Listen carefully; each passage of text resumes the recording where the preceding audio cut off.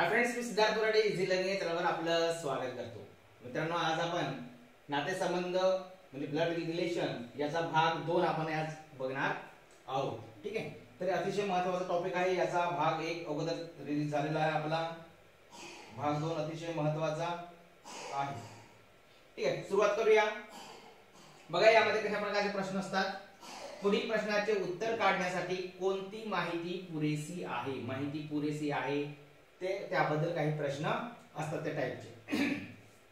बघा काय विचारलं आपल्याला, के चे एनशी नातं काय. के सोबत एनशी नातं काय आहे हे जर आपण सिद्ध करायचं असेल, सांगायचं असेल, तर या 2 पर्याय दिले आहेत आपल्याला. यापैकी कोणती माहिती जी आहे पुरेशी आहे हे आपल्याला विचारलेलं आहे. ठीक आहे, तर काय करूया, जी माहिती दिलेली आहे आपल्याला सुरुवातीला ते काढून बघूया. त्याच्यावरून आपल्याला के आणि एन चं नातं समजते की ते बघूया. एन हा एम चा भाऊ आहे. एन काय म्हणतात आपण मागच्या टॉपिक मध्ये शिकलेलं आहे की त्या ठिकाणी आपण नेमकं यांचे रिलेशन काढत असताना कोणती डायग्राम काढतो, कशा पद्धतीची, ते मागचा व्हिडिओ तुम्ही नक्की बघा, म्हणजे लगेच तुम्हाला समजणार आहे. एन हा एम चा भाऊ आहे. भाऊ बहीण असेल तर बरोबरचं चिन्ह दाखवायला सांगितलेलं होतं. एन हा एम चा भाऊ आहे, याचा अर्थ एन हा कोण आहे, मेल असणार आहे. ओके, लक्षात. त्याच्यानंतर बघा काय सांगितलं आहे, जी के ची मुलगी आहे. कोण, एम. लक्षात, एम बद्दल सांगितलं आहे. एन हा एम चा भाऊ आहे आणि जी के ची मुलगी आहे. एम ही काय आहे, के ची मुलगी. आता मुलगा मुलगी असं दाखवायचं असेल, अपत्य दाखवायचं असेल तर बाणास्पद दाखवतो. आणि ही के ची मुलगी आहे असं म्हटलं, म्हणजे फिमेल असणार आहे. ओके, आता बघा या डायग्रामवरून आपल्याला काय समजतंय, के पण आहे आणि एन पण आहे. एन आणि एम हे भाऊ बहीण आहेत आणि त्यांचा हा वडील आहे किंवा आई आहे. आता के फक्त आहे. ओके, आता हा मेल आहे की फिमेल आहे ते आपल्याला समजत नाही. याचा अर्थ ही आई आहे की वडील आहे हे आपल्याला ह्या पहिल्या उदाहरणावरून कळत नाही. फक्त एवढं कळत आहे की एन यांचं कोण आहे, मुलगा आहे. यांचा एन हा मुलगा आहे एवढं कळत आहे. पण एन ची ही के कोण आहे ते नातं समजत नाही, आई आहे की वडील आहे. ओके, पहिलं याच्यावर. दुसरं काय विचारलं ते बघूया. दुसऱ्यामध्ये काय लिहिलं आहे, एफ हे के चे पती आहेत. एफ पती पत्नी असेल तर विरुद्धार्थी. के चे पती आहेत. पती म्हणजे हा मेल झाला आणि ही पण झाली फिमेल, म्हणजे के कोण आहे, फिमेल आहे. आता समजणार बघा, के फिमेल आहे याचा अर्थ आता सांगू शकतो आपण की के ही एन ची कोण आहे, आई आहे. आई आता कन्फर्म झालं. म्हणजे याचा अर्थ काय की हे जे नातं सांगायचं होतं, हे नाते सांगत असताना हे दोन्ही जे पर्याय आहेत ते दोन्ही पर्याय आवश्यक आहे. फक्त एक ची माहिती पुरेशी नाही किंवा फक्त बी ची माहिती पुरेशी नाही, दोनची, तर दोन्ही माहिती एकत्रितरित्या पुरेशा आहेत. चौथा पर्याय, दोन्ही माहिती एकत्रितरित्या पुरेशा आहेत, हे त्याचं उत्तर असणार आहे. ओके, ठीक आहे. पुढचा टाइप बघूया, पुढचा प्रश्न बघूया. मित्रांनो, याच्यावरचा आपण ब्लड टेस्ट पहिला जो टॉपिक आहे, म्हणजे पहिला भाग जे माहिती आहे त्या पहिल्या भागाची नक्की बघा, खूप महत्त्वाचे आहे. त्यावर जास्त प्रश्न विचारले जातात. दुसरा प्रश्न बघा, पुढील प्रश्नाचे उत्तर काढण्यासाठी कोणती माहिती पुरेशी आहे. त्याच प्रकारचा आपण 2 घेतलेला आहे. काय विचारलं, ए ची बहीण कोण आहे. ए ची बहीण कोण आहे हे आपल्याला विचारलेलं आहे. ठीक आहे, बघूया. ए आता दोन आपण जे दिलेलं आहे ते आपण या डायग्राम मध्ये उतरूया. ए ही बी ची बहीण आहे. याचा अर्थ काय, ए ही बहीण भाऊ असेल बरोबर चिन्ह, बी ची बहीण आहे म्हणजे ही कोण आहे, फिमेल. आता हा मेल आहे की फिमेल आहे आपण माहित आहे का, नाही. दुसरा बघूया. दुसऱ्याचे काय म्हटलं आहे, ए ची आई ही बी च्या वडिलांची पत्नी आहे. ए ची आई, हा ए आहे, आई वडील असेल तर आपण दाखवतो ही आई. ए ची आई बी च्या वडिलांची पत्नी. बी च्या वडिलांची पत्नी, पती पत्नी असेल तर हे दाखवतो. याचा अर्थ काय झाला, हे दोघे जण बहीण भाऊ आहेत. ओके, ए ची ही आई आहे, ए चे वडील आहेत, बी चे वडील आहेत, याचा अर्थ बी ची आई आहे, याचा अर्थ दोघे जण बहीण भाऊ आहेत. आपण सुरुवातीला समजलं. पण ह्या ठिकाणी सुद्धा बघा, आता प्रश्न काय विचारला आपला, ए ची बहीण कोण. आता एवढं नक्की दिसतंय आपला की या ठिकाणी हा जो बी आहे हा मेल आहे की फिमेल आहे ते आपल्याला कळत नाही. म्हणजे ए ची ही बी बहीण आहे की भाऊ आहे हे निश्चित आपल्याला ह्या दोन पर्यायावरून सांगता येत नाही आहे. म्हणजे दोन माहिती दिल्या आहेत, त्यावरून आपण काय उत्तर येणार आहे की दोन्ही माहिती एकत्रित सुद्धा पुरेशा नाहीत. ओके, फक्त यावरून आपण एक सांगू शकतो की हे बहीण भाऊ आहेत. ओके, किंवा बहिणी बहिणी असतील किंवा भाऊ भाऊ असतील. ए हा बहीण आहेच हे कन्फर्म झालं, ए ही बहीण आहे. पण बी बहीण आहे की भाऊ आपण ते निश्चित सांगू शकत नाही. ठीक आहे, अशा प्रकारे साधे प्रश्न असतात. हा डायग्राम काढणं खूप महत्त्वाचं आहे, सोपं अतिशय. त्याचं पुढचं बघूया. पुढचं टाइप आहे जे अप्रत्यक्ष नाते दिलेलं असतं. अप्रत्यक्ष नात्यांमध्ये म्हणजे काय असतं बघा, जसं यामध्ये दिलेलं आहे की ए हे बी चे मामा आहेत. ए हे बी चे मामा. आता लक्षात घ्यायचं आहे, मामा म्हणजे काय, आईचा भाऊ. म्हणजे बीचा मामा आहे याचा अर्थ काय, बीच्या आईचा भाऊ. बीच्या आईचा भाऊ म्हणजे अशी डायग्राम ती होणार आहे. समजा एखादा मामा आहे तसं जर आपण सांगत असेल तर डायग्राम कशी येणार आहे, बी ची आई आणि आईचा भाऊ. अशा प्रकारे डायग्राम काढायचे. त्या प्रकारचे प्रश्न असतील तर ए हे बी चे आजोबा आहेत. आजोबा विचारला असेल, ए हे बी चे आजोबा आहेत. ओके, याचा अर्थ आजोबा म्हणजे काय, आई किंवा वडिलांचे वडील. आई किंवा वडिलांचे वडील. तर बघा डायग्राम आपली अशा प्रकारची काढायची आहे जेणेकरून आपल्याला उत्तर पटकन येणार आहे.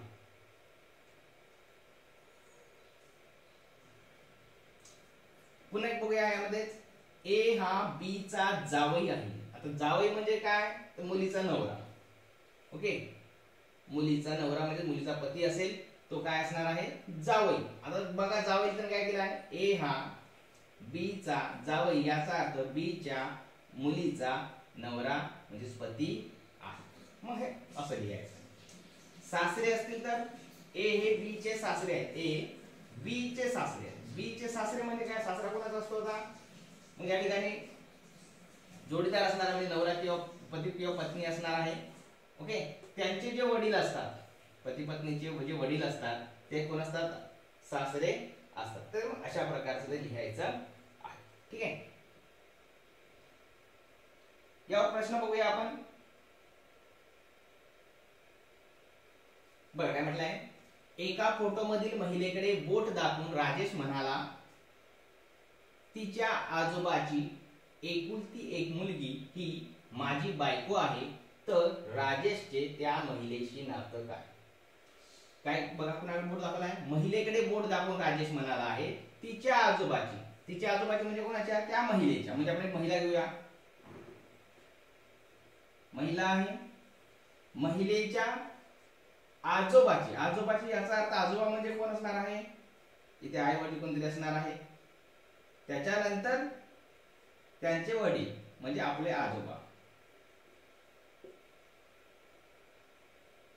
बघा काय म्हटलंय, राजेश म्हणाला तिच्या आजोबाची एकुलती एक मुलगी म्हणजे आजोबाची यांची मुलगी.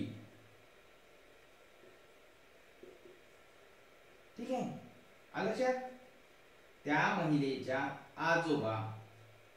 हिचा आजोबा आहे आणि त्याची ही मुलगी आहे. एकुलती एकच आहे. ओके, एकुलती एक म्हणजे ही पुन्हा दुसरी मुलगी त्यांना नाही. ओके, अशी डायग्राम मिळणार आहे. त्याच्यात म्हटलं आहे मुलगी ही माझी बायको आहे. एकुलती एक मुलगी आहे, ती कोण आहे, माझी म्हणजे कुणाची, राजेश म्हणतो म्हणजे राजेशची बायको आहे. पती पत्नी असेल तर गुन्हागाराचं दाखवायचं आपल्याला, राजेशची बायको आहे. तर राजेशचे त्या महिलेशी नातं काय, त्या म्हणजे कोणत्या महिलेशी, ह्या महिलेशी नातं काय. बघा काय दिसतं आपल्याला, ही महिला कोण आहे, राजेशच्या ही पत्नी आहे, राजेशची पत्नीची मुलगी म्हणजे राजेशची मुलगी. ओके, राजेशची मुलगी आहे. लक्षात, आता राजेशची त्या महिलेशी नातं काय, मग वडिलांचं नातं असणार आहे दोघांचं. ओके, वडील. ओके, अतिशय सोपा आहे. पुढचं बघूया.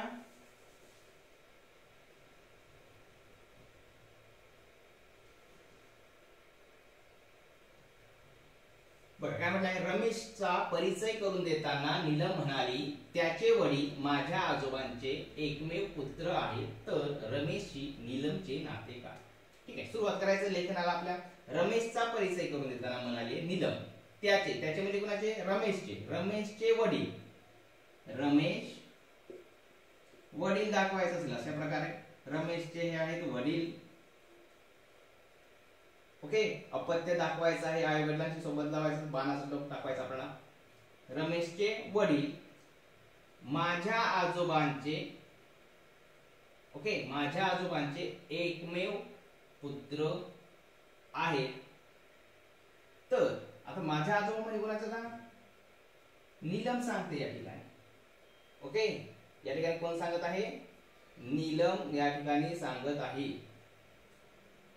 बघा, माझ्या आजोबांचे एकमेव पुत्र आहेत. रमेशचे वडील आहेत, माझ्या आजोबांचे एकमेव पुत्र आहेत. याचा अर्थ काय होणार आहे की रमेशचे वडील आणि नीलमचे वडील हे एकच आहेत, बरोबर ना?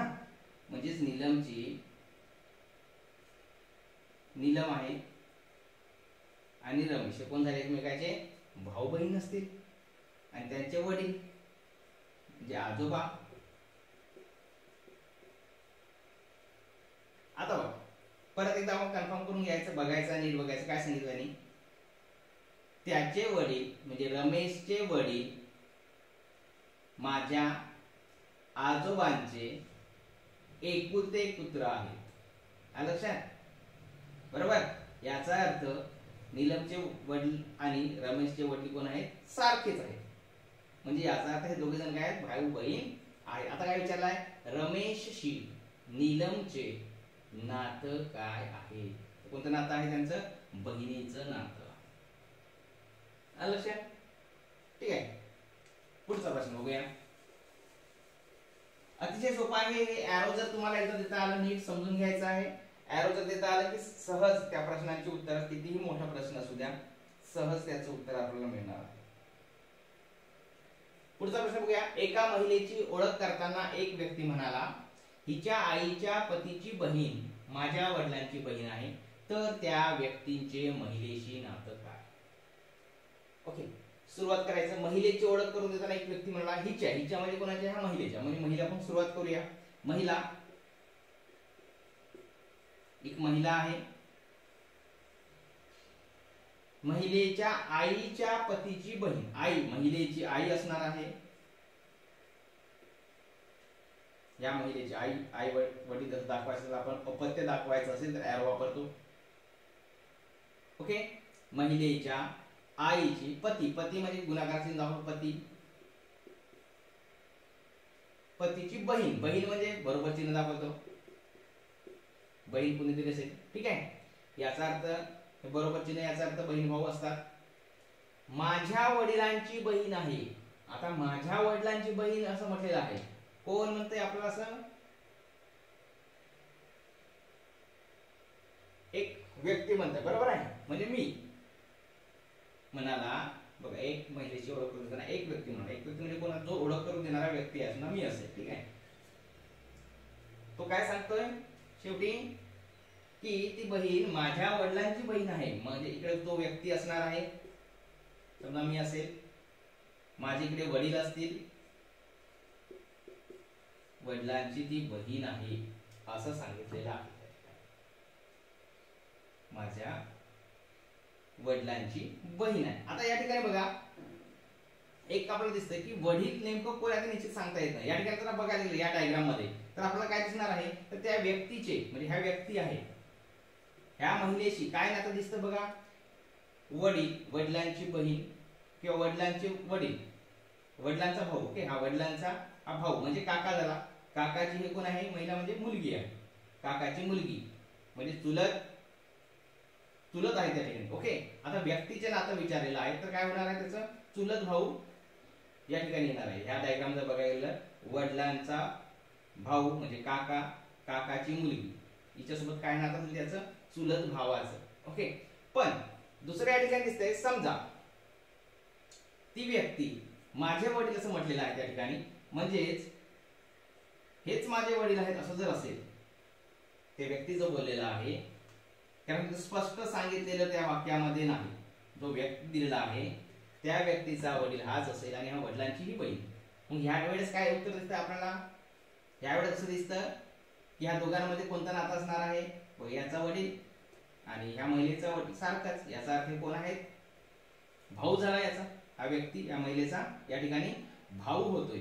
ओके, म्हणजे काय त्या ठिकाणी उत्तर आपल्याला एक चुलत भाऊ पण दिसतोय ह्या पद्धतीने आणि ह्या पद्धतीने आपल्याला भाऊ दिसतो. याचा अर्थ त्याचं उत्तर काय असणार आहे? 2 किंवा 3 असं त्याचं उत्तर येणार आहे. स्पष्ट त्या ठिकाणी सांगितलेलं नाहीये या वाक्यांमध्ये. त्याच्यामुळे ही जो व्यक्ती आहे इथला म्हणजे महिला, तिचा हा पती दिसतोय, म्हणजे हेच त्या व्यक्तीचा कोण असू शकतो? वडील असू शकतो किंवा वडील याचा दुसरा असू शकतो. ठीक आहे, तर अशा प्रकारची माहिती आहे विद्यार्थी मित्रांनो. तर हा होता भाग 2 नातेसंबंधावर. याचा भाग 1 आपल्या YouTube चॅनलवर उपलब्ध आहे, त्याच्यामुळे तो तुम्ही नक्की बघा. ठीक आहे, तो व्हिडिओ आवडला असेल तर लाईक करा आणि इतरही प्रकारचे जेवढे काही प्रकार आहेत, खास करून गणितामधले म्हणा बुद्धिमत्तेचे, हे सर्व आपण इझी लर्निंग या चॅनलवर उपलब्ध असणार आहे. त्याच्यामुळे चॅनलला सबस्क्राईब करायला मात्र विसरू नका आणि खास करून बेल आयकॉनला मात्र प्रेस करायला विसरू नका, जेणेकरून प्रत्येक व्हिडिओची नोटिफिकेशन तुम्हाला तुमच्या मोबाईलवर उपलब्ध होईल. थँक्यू.